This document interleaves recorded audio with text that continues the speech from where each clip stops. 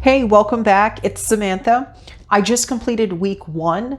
Last week, I said I was going to walk 3 miles and eat between 12 to 1400 calories per day. I want to talk about what I did last week, and I want to talk about Waterrower. So let's get this video started.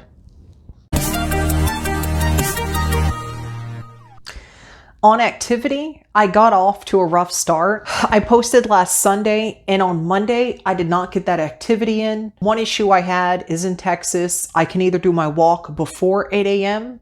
or after 7 p.m. because it just gets so hot. I end up missing that morning. I thought I could go in the evening. Accountability, I did choose to go basically hang out versus do my walk. Tuesday was better. I got some activity in, but I did not get my whole 3 miles. I got about half in, and I was also a bit shocked because I didn't anticipate I was going to be struggling that much just getting in a few miles. On Wednesday through Saturday, I visited family. On Wednesday, I got no activity in. On Thursday, my niece and I took the dog to the park. I was able to do some walking while she rode her scooter. I'm out at the park just trying to get my walk in, even though I'm visiting my family, and I'm with my niece. She's scootering and she's like, "Hey, babe, why aren't you scootering with me?" Or, "Hey, bring your scooter too." I'm so out of shape. Only thing I can do right now is just kind of walk with her along the path while she kind of scooters. I'm kind of hoping we can get to the point where I can hop on my scooter too. And I got some activity in. It was just not 3 miles that day. And it continued to spiral downhill on diet and exercise while I was gone from home. This is not the kind of video I want to be putting out. This is not the type of content that I want to be putting out. I don't want content that wastes people's time or make them feel like, hey, she's really not trying hard enough. I revealed last week that I have limited options on clothing because of my size. I talked about lack of mobility, and I talked about my dedication and commitment to wanting to change this. I hate my fat life, and I desperately want a change. Yet when time came for action, I feel this has been a really bad week. At home, my diet is on point, guys. I'm eating healthy foods. I'm keeping between that 12 to 1400 calories. I didn't know how I was going to address telling you how I failed on my diet once I left home. I did better than what I normally would do. I stopped at 2 slices of pizza. So let me kind of tell you what happened. We had some takeout from a Mexican taqueria. Now, guys, you should know my normal order is a large to-go box that's full of nachos, meat, and cheese. I normally can only eat half, not because I'm holding back, but because the portion size is that huge. Something to consider, just 10 tortilla chips alone are roughly 140 calories. So instead of ordering that, I just ordered 2 small beef, cheese, and pico tacos. However, by the end of the week, I was going full-blown fast food. I'm talking Whataburger. I had fries. I had a burger. One morning, I even had donuts. I felt this was a very poor excuse week. This week, I just wasn't somebody who wanted it bad enough. Doing these type of things is not going to get me where I want to be. This will keep me in these fat clothes and me continually being obese. The next 5 months are crucial because it's going to allow me the time just to focus on weight loss and classes. I don't want to waste any of this time. Moving on to exercise, I do need to work on consistency on working out. Right now, my sleep patterns are all over. Sometimes I'm waking up at 7, others 9, sometimes 11. It's all over the place. So that's really not helping. Sometimes I get 30 minutes, 45 minutes, an hour of activity. Sometimes it's in the morning, it's in the evening. Sometimes it doesn't get done. Again, this just really isn't going to get me where I want to be. I need more consistency. So I can tell myself all day, oh, you know, you did better, you did something, you might have made a better choice and all of this. And while it may be true, it's really not going to help on weigh-in day. It was a bad week. I feel pretty defeated. If you've had a lapse of judgment when you've tried to eat healthier, please like and comment below. If you have any tips that's helped you, let me in on them. And thanks in advance. So let's go ahead, let's move on. I want to talk about Waterrower.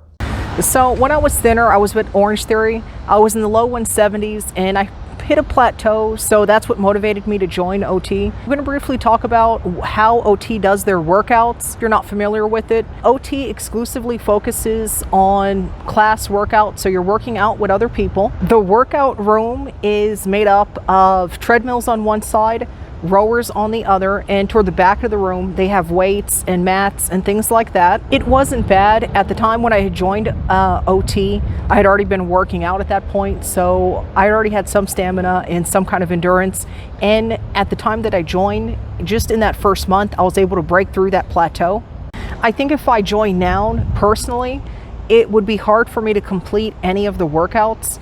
I know they cater to all fitness levels and there are modifications, but at the level that I'm at, I don't need to spend $150 a month to sweat because it just doesn't take that much for me at this point. The other thing is I really hate treadmills. I'll never be a runner. I have no interest in it. When I was in better shape, I could walk for miles and miles outside, but walking or jogging on a treadmill becomes uncomfortable for me. During one of their high incline treadmill sessions, I got really injured. I pulled something in my hip area and I didn't go back. I canceled my membership. One thing I did love about going to Orange Theory is I loved that rower machine. So I looked around at some different options on getting back on a rower, and apparently there's a spin-off from OT that features exclusively rowers called Row House. I was heavily considering it, but with all that's going on in the world right now, it's not a good option for me. In addition, this studio and Orange Theory is a good 15 to 20 minutes by car from me.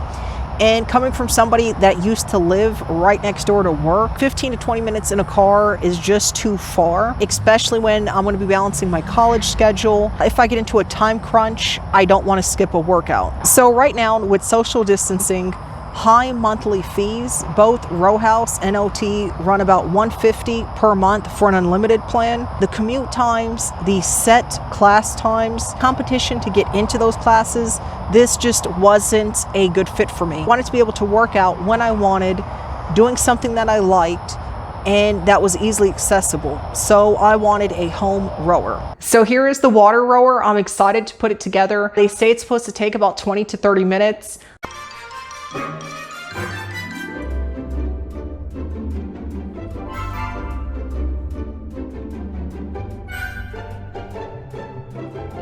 I'm gonna stop the cool time-lapse footage here. It actually took over 3 hours to put this thing together. I know we gotta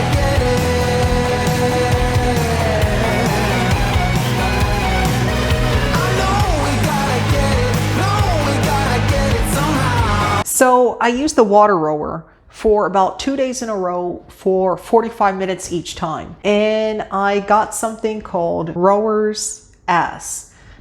Which is essentially like a carpet burn at the top part of your butt crack. Luckily, it's not too bad, but I will be taking a few days off the rower. The good news is I can still walk and do other activities, so there's no excuse about getting an activity this week. This did not happen to me when I was using the rower for only 20 minutes, 3 to 4 times a week. I did read up on it. Apparently, I'm not the only one that has experienced this. I read some tips and tricks, so after my ass heals, I will try again using some of those tips and update you guys. Because I know you want to know if I was able to fix or prevent the carpet burn on my ass from the rower. Today is August the 20th, Thursday. I'm actually doing the editing for this video, which should have been posted on Sunday. I just want to be a bit transparent. I really struggled with posting this video. I shot the content, but even looking at some of the clips, I really just felt down. My enthusiasm was really lacking about having such a sharp nosedive on food and exercise. And the video wasn't even posted in time. I think because subconsciously and even consciously, I just did not want to post this. I noticed a few more people kind of taking a peek at my video today. And as I was doing editing, I'm like, well, maybe I can downplay like this really bad week. And I said, nope, this was my real week last week. It's to show we're not always perfect and we can have the best of intentions. Sometimes we do have a rough start and we have to shake ourselves off and try better. I said in my first video, I wanted to post things that would help people. And this is just a preview for Sunday's video. I definitely took last week's hard lessons to heart and I learned from it. Sunday's video is going to be better and I will make you proud of my choices. Okay, so we're going to see you next Sunday morning. No, really, next Sunday morning.